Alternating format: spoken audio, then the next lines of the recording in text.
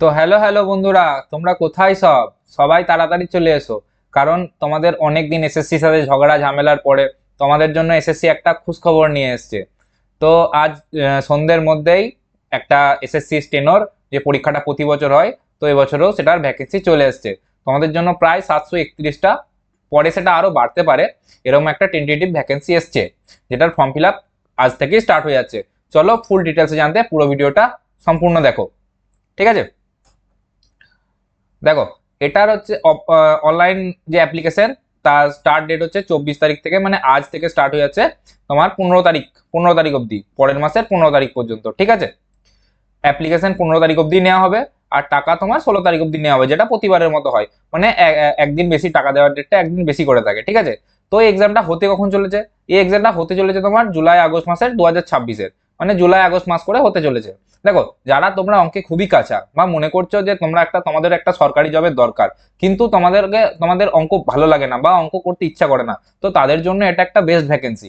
আর যে সমস্ত মেয়েরা আছো যারা মনে করো একটা ডেস্ক জব পাবে, অনেক বেশি স্যালারির একটা গভর্নমেন্ট জব পাবে, একটা সেন্ট্রাল গভর্নমেন্টের জব নেওয়ার চেষ্টা করছো, কিন্তু তারা চায়, তারা ডেস্ক ডেস্ক জব চাও, মানে একটা অফিসে বসে অফিস ওয়ার্ক চাও, তো তোমাদের জন্য এটা বেস্ট ভ্যাকেন্সি হতে চলেছে, ঠিক আছে? তো সম্পূর্ণ ডিটেলস দেখতে থাকো। দেখো, এটা হচ্ছে, এখানে দুটো পোস্ট হয়, একটা হচ্ছে গ্রুপ সি আর একটা গ্রুপ ডি, দুটোই নন গ্যাজেটেড পোস্ট, ঠিক আছে? এখানে তোমার ভ্যাকেন্সি কতগুলো এসছে? অ্যাপ্রক্স 731টা। ভালো করে দেখো, 731টা, কতগুলো ভ্যাকেন্সি হচ্ছে? 731টা, ঠিক আছে? তোমরা যারা যারা এসসি এসটি বা ওবিসি আছো বা ইডাব্লিউএস আছো, তাদের যেমন সেন্ট্রাল গভর্নমেন্টের রিজার্ভেশন হয়, সেরকম তোমরা রিজার্ভেশন পেয়ে যাবে, ঠিক আছে? তো দেখো, এখানে বিভিন্ন পোস্টে তোমাদেরকে ভ্যাকেন্ট করা, মানে বিভিন্ন পোস্টে ভ্যাকেন্সি আছে, সেখানে তোমরা জব করতে পারবে। সেখানে যেমন পোস্টগুলো কি কি দেখো: মিনিস্ট্রি অফ ফাইন্যান্স, ফাইন্যান্সে তোমরা কাজ করতে পারবে। ডিপার্টমেন্ট অফ রেভিনিউ, রেভিনিউতেও তোমরা কাজ করতে পারবে। B board of indirect taxes, ট্যাক্সেও তোমরা কাজ করতে পারবে। কাস্টমসে পারবে, মানে সিবিআইসি, অ্যাকচুয়ালি সিবিআইসি। ডিওপিটি তে তোমরা কাজ করতে পারবে। তোমরা শোনো না, ডিওপিটি, দেখো এই ডিওপিটি মিনিস্ট্রি বলে না, তোমরা সেখানে একটা একটা ভালো জব চাইলে তোমরা নিতে পারো। শুধুমাত্র একটু পড়াশোনা করলেই তোমরা এই জবটা পেতে পারবে। কারণ এখানকার মেন ফেসিলিটিটা কি, এখানে একদমই ম্যাথ নেই, জিরো ম্যাথ, মানে ম্যাথের কোনো গল্পই নেই, ঠিক আছে? এছাড়াও কি আছে, তোমার ইনকাম ট্যাক্স আছে, তারপর যে হিউম্যান রিসোর্স মানে এইচআর যেটাকে বলে, এইচআর ডেভেলপমেন্ট আছে, ঠিক আছে? তো এই সমস্ত পোস্টে তোমরা কাজগুলো করতে পারবে, ঠিক আছে? চলো নেক্সট। দেখো, এখানে যারা বিআরওর জন্য অ্যাপ্লাই করবে, মানে বিআরও পোস্ট সিলেক্ট করবে, তাদের জন্য একটা বিশেষ কথা মনে রাখতে হবে। যারা বিআরওর জন্য অ্যাপ্লাই করছো, তাদের যে মেডিকেল ফিজিক্যাল রিকোয়ারমেন্টটা না, সেটা বিআরও ঠিক করবে। তোমাদেরকে এসএসসি কিছু করবে না। যারা বিআরও সিলেক্ট করবে বা বিআরওর জন্য অ্যাপ্লাই করবে, তাদের ফিজিক্যালটা আর মেডিকেলটা বিআরও থেকে অর্গানাইজ করা হবে, ঠিক আছে? তো এটা ন্যাশনালিটি তোমার কি করতে হবে? ইন্ডিয়া হতে হবে, অত কি বলছে, সাবজেক্ট অফ নেপাল, ভুটান, এসব ছাড়ো, তোমরা সবাই ইন্ডিয়ান, ঠিক আছে? চলো নেক্সট। দেখো, এজ রিল্যাক্সেশন, এটা খুবই একটা মানে জরুরি জিনিস। এজ রিল্যাক্সেশন, যে আমরা স্যার, আমার বয়স এত, আমি কতক্ষণ অবধি দিতে পারবো, মানে দাদা আমার বয়স এত, তাহলে আমি কত, মানে কবে, কত তারিখ অবধি দিতে পারবো, বা এই জবটার জন্য আমি এলিজিবল কিনা, ঠিক আছে? দেখো, এখানে ক্লিয়ারলি বলে দেওয়া আছে যে গ্রেড সি যেটা আছে, মানে সি গ্রেডটার জন্য 18 থেকে 30 বছর বয়স অবধি অ্যাপ্লিকেবল, ঠিক আছে? আর এই যে গ্রেড ডিটা আছে, তারা হচ্ছে 27 বছর অবধি অ্যাপ্লিকেবল। আর তাছাড়া এজ রিল্যাক্সেশন যেমন পাওয়া যায়, ওবিসির জন্য 3 বছর, এসসি এসটি 5 বছর, আর ইডাব্লিউএস এর জন্য পিডাব্লিউডির জন্য 10 বছর। এটা প্রতিটা গভর্নমেন্ট জবে অ্যাপ্লাই হয়, তো এখানেও অ্যাপ্লাই হবে, ঠিক আছে? আর তোমাদের এজটা কত থেকে মাপা হবে? 1/8/2026, মানে 1/8/2026 অবধি, ঠিক আছে? এখান থেকে এতটা অবধি মাপা হবে, ঠিক আছে? মানে যারা গ্রুপ সিতে, যারা 2/8/1996, মানে যারা 1996 আগে জন্মেছো, তারা অ্যাপ্লাই করতে পারবে না। আর যারা 2008-এর পরে জন্মেছো, মানে 2009 বা 10 জন্মেছো, তারাও অ্যাপ্লাই করতে পারবে না, ঠিক আছে? এটা মনে রাখবে, ঠিক আছে? আর কি কি আছে দেখো, আর আছে তোমাদের, যদি আর একটু নিচে যাই, তোমরা দেখতে পাচ্ছ,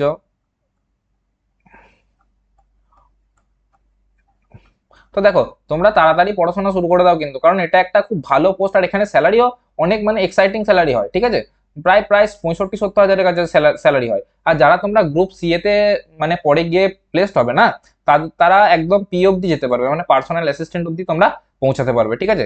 দেখো, এডুকেশনাল কোয়ালিফিকেশন কি আছে এখানে, দেখো, এখানে বলা যে candidate must have pass 12 standard. 12 standard মানে এই ভেবো না যে তোমরা যারা ডিপ্লোমা করেছো তারা দিতে পারবে না, বা 12 এর ইকুইভ্যালেন্ট কোনো কোর্স করে রেখেছো তারা দিতে পারবে না। তারা অবশ্যই জবটার জন্য মানে অ্যাপ্লাই করতে পারবে, কারণ এখানে কি কি বলা আছে, 12th পাস অথবা তার ইকুইভ্যালেন্ট কোনো এক্সামিনেশন, মানে যারা ডিপ্লোমা করে রেখেছো, ডিপ্লোমা যে কোনো স্ট্রিমে হতে পারে সেটা, তোমরা কিন্তু এলিজিবল। তাই ভালো করে জেনে রাখো তোমরা এলিজিবল, ঠিক আছে। তাই এখানে ওখানে ভটকানোর কোনো দরকার নেই, তোমরা ফর্ম ফিল আপ করতে পারবে, ঠিক আছে। চলো আর কি বলে দেওয়া আছে দেখো, অনলাইন প্রসেস 15 তারিখে শেষ হয়ে যাবে, মে মাসের 15 তারিখে কিন্তু শেষ হয়ে যাবে লাস্ট ডেট, এটা মাথায় রাখবে, লাস্ট ডেট কিন্তু 15 তারিখে শেষ হচ্ছে, মে মাসের 15 তারিখে শেষ হয়ে যাচ্ছে, ঠিক আছে। আর সেরকম তো কিছু নেই। দেখো তোমাদের মানে যে ফিজটা দিতে হবে সেটা হচ্ছে 100 টাকা, তোমাদের মাত্র 100 টাকা ফিজের মাধ্যমে তোমরা প্রায় 65 থেকে 70 হাজার টাকার একটা জব কিন্তু তোমরা পেতে পারো। কিন্তু যারা ফিমেল আছো বা এসসি এসটি আছো তাদের জন্য কোনো ফিজ লাগবে না, মানে ওমেনদের জন্য অ্যাকচুয়ালি বলতে পারো তো এটা একটা প্রেফারেন্স বলতে পারো, যে এদের কোনো ফিজ লাগবে না, জিরো ফিজ, ঠিক আছে।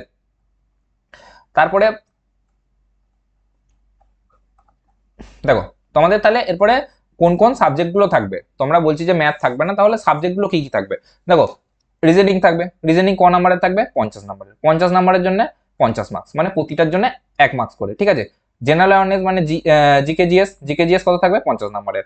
আর ইংলিশ থাকবে 100 নাম্বারের। দেখো এখানে না অ্যাকচুয়ালি ইংলিশটাকেই বেশি প্রেফারেন্স দেওয়া হয়, মানে ইংলিশ যারা খুব ভালো জানে তারাই এই জবটার জন্য মানে সত্যি করেই ভেরিফাইড, ঠিক আছে। তাই তোমাকে এই জবটা যদি ক্লিয়ার করতে হয় ইংলিশ একটু আধটু কিন্তু জানতে হবে, তার তোমরা প্রিপারেশন শুরু করে দাও, এমন কোনো মুশকিল কিছু নয়, ঠিক আছে। দেখো টোটাল 2 ঘন্টা সময় পাবে, 30 মিনিট তুমি প্রথমে 1 নম্বর পার্টটার জন্য পাবে, নেক্সট 30 মিনিট তুমি জিকে জিএস এর জন্য পাবে, তারপরে 1 ঘন্টা মানে 60 মিনিট তুমি পাবে ইংলিশের জন্য, ঠিক আছে। তো তোমরা তাড়াতাড়ি ইংলিশ পড়া শুরু করে দাও। দেখো এখানে কিন্তু একটা কথা ক্লিয়ার করে দিই, তোমরা যারা বাংলা মিডিয়ামের স্টুডেন্ট আছো আমার মতো, তো তোমরা কি বাংলায় পরীক্ষাটা দিতে পারবে? একদমই না, বাংলায় দিতে পারবে না, এটা শুধুমাত্র হিন্দি আর ইংলিশেই তুমি দিতে পারবে। তো যারা যারা মনে করছো তোমরা বাংলা এক্সাম দিতে পারবে, ভালো করে শুনে নাও, তোমরা বাংলা এক্সাম দিতে পারবে না, শুধুমাত্র ইংলিশ আর হিন্দি এখানে প্রেফারেবল, ঠিক আছে।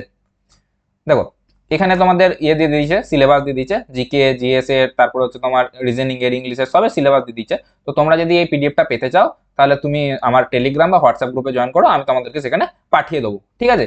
বা তুমি আমার সাথে কন্ট্যাক্ট করতে পারো, তো আমি সেখানে তোমাকে পাঠিয়ে দেবো, ঠিক আছে। এখানে এবারে তুমি বললে তুমি ঠিক আছে, কিন্তু এখানে আরেকটা জিনিস দেখো, ভালো জিনিস, এখানে যেমন প্রতিটা যেমন টিয়ার 1 টিয়ার 2 দিতে হয়, এখানে কোনো টিয়ার 1 টিয়ার 2 কোনো ঝামেলা নেই।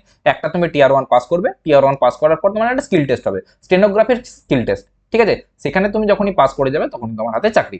এই স্কিল টেস্টটা কিরকম হয় দেখো, এখানে বলা আছে the candidate will be given an one dictation for 10 minute 10 minutes, মানে কি বলছে ইংলিশ আর হিন্দি, মানে তুমি যেটা চুজ করবে সেখানে তোমাকে একটা ডিকটেশন দেবে। ডিকটেশন মানে কি হচ্ছে, মানে ওরা মুখে বলবে বা একটা অডিও প্লে করবে, তোমাকে সেটা শুনে শুনে লিখতে হবে, ঠিক আছে, কনভার্ট করতে হবে বা শর্ট ফর্মে লিখতে হবে, ঠিক আছে। 10 মিনিটের একটা, তুমি যদি ইংলিশে দাও তুমি ইংলিশে করতে দেবে, হিন্দিতে দিলে উল্টো মানে হিন্দিতে করতে দেবে। আর তোমরা যখন প্লেসড হয়ে যাবে তারপরে তোমাদের ইংলিশে যদি দিয়ে থাকো, যদি হিন্দিটা না জানো তো হিন্দিটা ওরা শিখিয়ে দেবে, আর হিন্দি যদি তুমি জানে থাকো ইংলিশটা না জানো তোরা ইংলিশটা শিখিয়ে দেবে, ঠিক আছে। মনে থাকবে। এখানে দেখো আরেকটা কি বলছে, হ্যাঁ এখানে যেটা বললাম আমি, যেটা যেটা তুমি জানবে না সেটা তোমাকে পরে গিয়ে শিখিয়ে দাও, অ্যাপয়েন্টমেন্টের পরে গিয়ে সেটা শিখিয়ে দেওয়া হবে, ঠিক আছে। নেক্সট দেখো, দেখো আর কিছু নেই তোমাদের মধ্যে, তো তোমরা জেনে গেলে। তো যারা যারা তোমরা অঙ্কে একদমই ভালো লাগে না, বা অঙ্ক তোমরা করতে চাও না, বা চাও তোমরাও গভর্নমেন্ট জব চাও, কিন্তু তোমাদের কাছে অঙ্ক অনেক কঠিন কিছু লাগে, তো তোমরা কিন্তু এই জবটার জন্য সম্পূর্ণভাবে এলিজিবল, মাত্র 12 পাসে, ভাবো মাত্র 12 পাসে প্রায় 65 থেকে 70 হাজার টাকা স্যালারির একটা জব, ঠিক আছে। তোমরা কিন্তু তাড়াতাড়ি ঝটাপট প্রিপারেশন শুরু করে দাও। আর এরকমই জব আপডেটস পেতে হলে আমার চ্যানেলটা সাবস্ক্রাইব করতে পারো, প্রেস করতে পারো। Stay connected, stay tune. Thank you.